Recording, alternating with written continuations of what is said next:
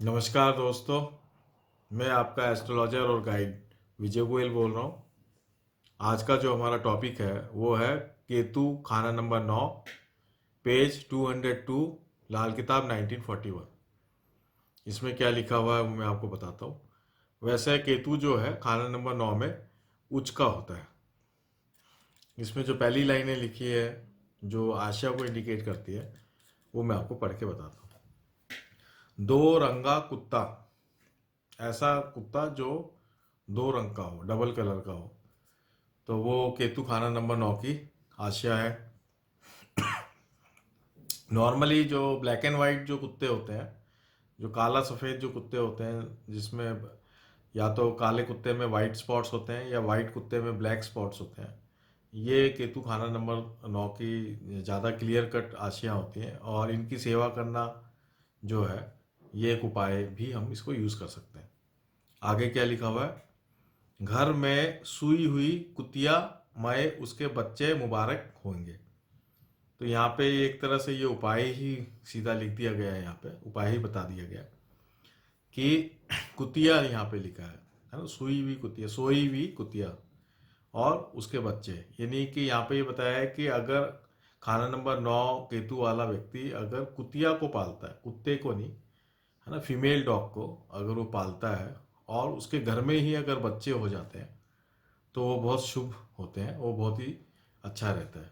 तो ये बात यहाँ पे एक उपाय बताया गया। मैंने कई बार ये देखा है कि जो कई बार स्ट्रीट डॉग डॉग जो होते हैं, सड़क जो स्ट्रीट डॉग्स होते हैं जिनको पाला नहीं जाता, वो भी कई बार किसी के घर में अंदर घुस के बच्चे दे देते हैं। तो उस तरह की कुतिया, तो वो भी एक तरह से शुभ फल हो सकता है अगर उस घर में किसी का केतु खाना नंबर 9 में हो। कई बार ऐसा भी होता हुआ मैंने देखा है। तो यहाँ पे जो है जो बात जो है सीधा कुत्ते से रिलेटेड की है और ये इसका उपाय उपाय भी बता दिया गया। जो मेन बात ये है कि केतु जो है खाना नंबर 9 में लीनेज का कारक होता है, आपके वंश का कारक होता है। और केतु खाना नंबर 9 में होने से नॉर्मली आदमी की लीनेज जो है, वंश जो है अच्छा रहता है। और वंश को अगर प्रॉब्लम आ रही हो तो ये वाले जो उपाय हैं ये करने से फायदा होता है। आगे अपन चलते हैं। जो पोइटिक फॉर्म में लिखा हुआ है, केतु नौवे पिता को तारे, तारता नहीं वो मामू को। औलाद तो होगी गिनती ही की, पर सुखिया व उम्दा हो। तो यहाँ पे केतु जो है 9 में पिता को तारता है। तो खाना नंबर 9 जो है पिता का ही है और ये बृहस्पति की पक्की जमीन भी है, इसलिए। और बृहस्पति का ये चेला है, केतु जो है चेला है। तो ये पिता को तारता है, तारता नहीं वो मामू को, लेकिन मामू खानदान को नहीं तारता या मामू को नहीं तारता, यानी मामू के लिए ये ठीक नहीं है। केतु खाना नंबर 9 में मामू के लिए ठीक नहीं है, लेकिन पिता के लिए ये बिल्कुल ठीक है क्योंकि वो बृहस्पति के घर पे है। औलाद तो होगी गिनती ही की, यानी कि औलाद गिनती की होगी, यानी कम औलाद होगी।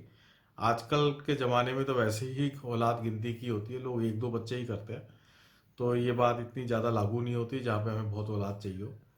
तो औलाद तो होगी गिनती ही की, पर सुखिया व उम्दा हो, यानी जो भी औलाद होगी वो सुखी होएगी और उम्दा होएगी। उम्दा इसलिए होगी क्योंकि यहाँ केतु उच्च है। केतु उच्च का मतलब ये है कि औलाद जो है वो अच्छी तरक्की करेगी, इसका मतलब ही यही है। तो इसलिए उम्दा हो, है ना। पर सुखिया वह उम्दा हो, जो भी औलाद होगी वो तरक्की करेगी और हैप्पीनेस कोशेंट उसका अच्छा होगा। मात पिता घर दोनों तारे, जब चंदर जब गुरु उम्दा हो, है ना। माता पिता घर दोनों तारे, चंदर जब गुरु उम्दा हो। जो ग्रह दोनों से रद्दी होवे, तरफ वही ही मंदा हो। तो यहाँ पे ये बात बताइए कि केतु जो है माता पिता दोनों को तारता है। कब तारता है? अगर चंद्र अच्छा है तो माता को तारेगा, गुरु अच्छा है तो पिता को तारेगा। ये बात यहाँ पे बताइए। जब जो दोनों ग्रह ही रद्दी होवे, तरफ वही ही मंदा हो, यानी कि जो दोनों में से जो ग्रह खराब होगा वो रिलेशनशिप में हैप्पीनेस कम होगी, है ना। माता की हैप्पीनेस कब कम होगी? जब चंद्रमा खराब हो। और पिता की तरफ से हैप्पीनेस कब कम होगी? जब गुरु की पोजीशन कुंडली में खराब हो। तो यहाँ पे मैंने ये देखा है कि केतु क्योंकि अपने माता पिता के लिए ये अच्छा ही माना गया है एक एक तरह से। तो मैंने ये देखा है कि ऐसे जो व्यक्ति होते हैं ये अपने माता पिता के बहुत ही ओबीडियंट होते हैं, बहुत ही उनकी चाहे उनका वैसे मतभेद हो, चंद्रमा खराब होने से हो सकता है माता को शारीरिक कष्ट हो या वैसे और कोई वैचारिक मतभेद भी हो सकता है, लेकिन फिर भी वो अपनी माता का सुनने वाला होता है।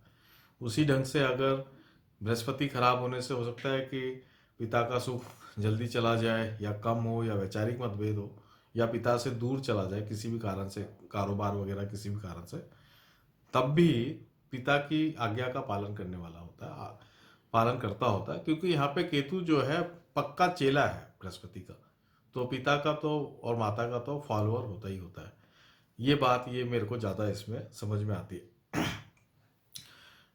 घर तीजे जब दुश्मन होवे, लड़का भी हो मंदा, साल गुजरे ग्रह सातवें के, फिर होगा फिर वो उम्दा। यानी कि अगर थर्ड हाउस में कोई दुश्मन ग्रह आ जाए, यानी चंद्रमा या मंगल जो दुश्मन है केतु का, वो अगर थर्ड हाउस में हो जाए तो उसकी औलाद को लेके ये खराब होता है।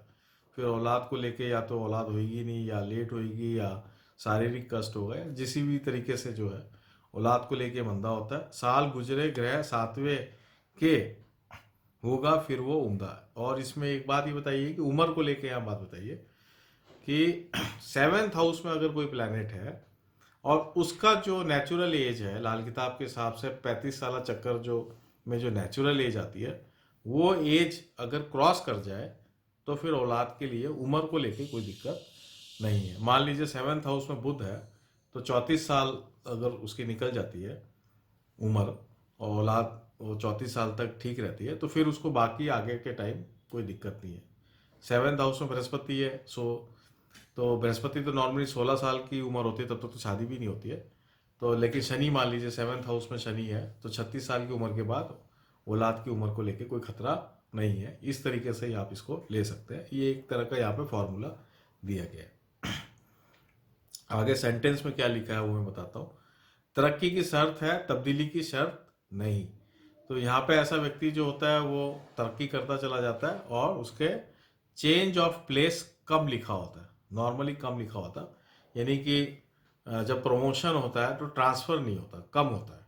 ये बात यहाँ बताइए। सुअर की बहादुरी और नेक कुत्ते की वफादारी दोनों सिफ्तों का मालिक होगा। तो ऐसा जो व्यक्ति है उसके अंदर वफादारी भी होगी। अगर कुत्ते की वफादारी, क्योंकि यहाँ पे बेसिकली चेला ही है और चेला जो होता है वो बहुत ही वफादार होता है, तो वफादार होगा ही होगा। साथ में सुअर की बहादुरी यानी बहुत मजबूत भी होगा, बहुत पावरफुल भी होगा, यानी शारीरिक भी वो बहुत मजबूत और पावरफुल हिम्मत वाला व्यक्ति होगा। तो हिम्मत वाला व्यक्ति भी है और वफादार भी है, ये उसके गुण होंगे और यही उसके औलाद के भी गुण होंगे। ये दोनों बात मैं बताना चाहता हूँ, क्योंकि यहाँ पे केतु उच्च है।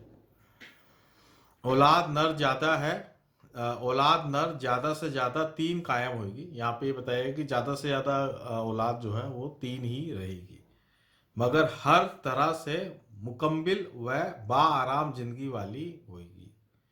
तो औलाद का सुख के लिए तो बिल्कुल बेस्ट बता दिया है कि 3 औलाद से ज़्यादा नहीं होएगी, लेकिन जो भी होएगी, 1 हो या 2 हो या 3 हो, वो बिल्कुल ही आराम की जिंदगी जिएगी। वैसे भी केतु 3 का कारक है, इसलिए 3 नंबर यहाँ पे लिया गया। गुजरान प्रदेश में ज़्यादा अरसा होगा मगर नेक हालत में। अब यहाँ एक बात बहुत इंपॉर्टेंट बताइए, गुजरान प्रदेश में ज़्यादा अरसा होगा यानी ऐसा व्यक्ति जो है विदेश में जाके या परदेश में जाके, परदेश का मतलब अपने ही देश में अपने गांव से बहुत दूर चला जाए तो वो परदेश हो जाता है, और अपना देश छोड़ के दूसरे देश में चला जाए तो वो विदेश हो जाता है। तो विदेश में या प्रदेश में वो रहता है। देखिए, तो ये बात ऊपर एक बात लिखी है कि तब्दीली की तरक्की की शर्त है लेकिन तब्दीली की शर्त नहीं, और नीचे लिखा है गुजरान गुजरान प्रदेश में ज़्यादा अरसा होगा। यानी कि ऐसा व्यक्ति अपने गांव को, अपने शहर को जहाँ वो पैदा हुआ है, जो उसकी खानदानी घर है, उसको छोड़ के किसी दूसरी जगह में जाके वो ज़्यादा तरक्की करता है। पहला तो ये बात है। और नॉर्मली ऐसा देखा गया है क्योंकि 3 का कारक है, केतु 3 का कारक है लाल किताब के अनुसार, तो इसलिए कई बार वो 3 जगह, 3 प्रदेश में या 3 विदेश में वो चेंज होता है, 3 जगह उसकी तब्दीली तक हो सकती है। लेकिन मोस्ट ऑफ द टाइम जिस जगह वो चला गया वहीं पर ही उसकी तरक्की होती चली जाएगी। ये बात मैं ये कहना चाहता हूँ कि तब्दीली ज़्यादा नहीं होगी। ऐसा लगेगा कि आदमी चेंज हो रहा है, एक जगह से दूसरी जगह जा रहा है, ऐसा ज़्यादा नहीं होगा। ज़्यादा से ज़्यादा 3 टाइम्स होगा चेंजेस, चेंज ऑफ प्लेस जो है वो 3 टाइम्स होगा और वहीं पर ही वो तरक्की करता जाएगा, लेकिन विदेश में जाके ज़्यादा तरक्की करेगा। आगे क्या लिखा है, दौलतमंद होगा मगर खुद दस्ती काम व अपनी हिम्मत से रौनक होगा। दस्ती काम का मतलब हो गया कि खुद का प्रोफेशनल, ऐसा व्यक्ति प्रोफेशनली बहुत आगे बढ़ता है। तो दस्ती काम कई बार हाथ का हुनर को भी कहते हैं कि हाथ का हुनर से भी वो बहुत आगे बढ़ता है, और दस्ती काम और किसी भी प्रकार के प्रोफेशनलिज्म से वो आगे बढ़ेगा और उससे वो दौलतमंद होगा। लावालदों को औलाद और नामर्दों को मर्द करने में इसकी आशीर्वाद हुक्म विधाता होगा।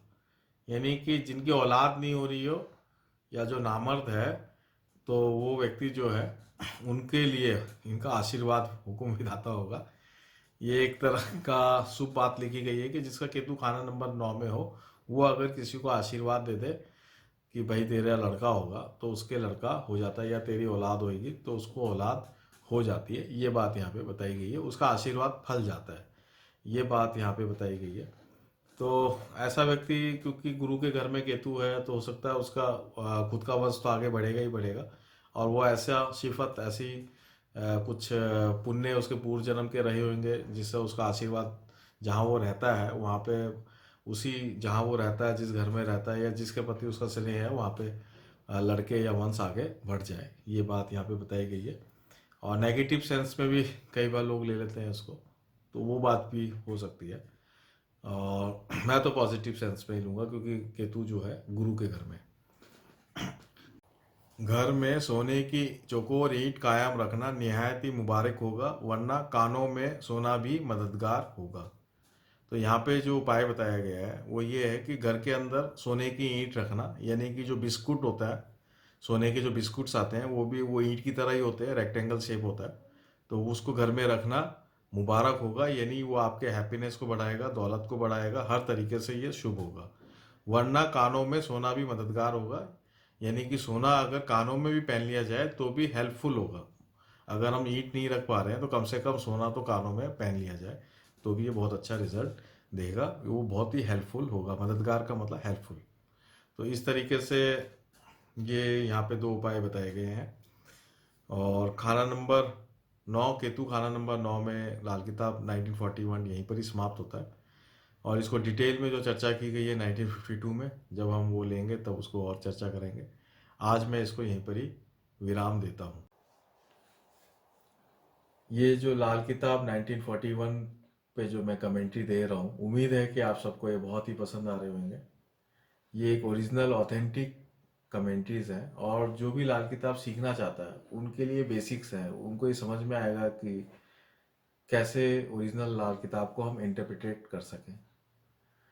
तो आप इस चैनल को, मैं चाहता हूँ कि आप इस चैनल को जो है सब्सक्राइब करें, लाइक करें, उसमें जो बेल का आइकन होता है उसको आप प्रेस करें, कमेंट दें। आप कमेंट बहुत ज़रूरी है, कमेंट देने से एक 2 वे हमें कम्युनिकेशन का पता चलता है कि आपको ये पसंद आ रहा है नहीं आ रहा है। कोई आपका सुझाव हो, आइडिया हो, वो आप दें ताकि हम उसको इंक्लूड कर सकें और इसको बेटर कर सकें। आपकी कोई क्वेरी हो, कोई शब्द आपको नहीं समझ में आया हो, तो वो आप दें तो मैं उसको आगे नई वीडियोस में एक्सप्लेन कर पाऊँ। इसको और बेहतर करने के लिए आप जो भी आप मेरे को सजेशंस देंगे वो मैं ज़रूर उसको फॉलो करूँगा। ज़्यादा से ज़्यादा जो जिज्ञासु लोग हैं उसमें ये फैले, इसलिए आप लोग इसको शेयर करें, ज़्यादा से ज़्यादा शेयर करें। जो लाल किताब सीखना चाहते हैं या जो ज्योतिष की बेसिक नॉलेज को समझना चाहते हैं, वहाँ पे आप अपने ग्रुप्स में, फेसबुक में, आपके जो भी सोशल हैंडल्स हैं वहाँ पे आप इसको शेयर करें, ताकि ज़्यादा से ज़्यादा जिज्ञासु लोगों के पास ये ओरिजिनल जो ऑथेंटिक कमेंट्रीज है वो पहुँच पाए। नमस्कार, जय हिंद।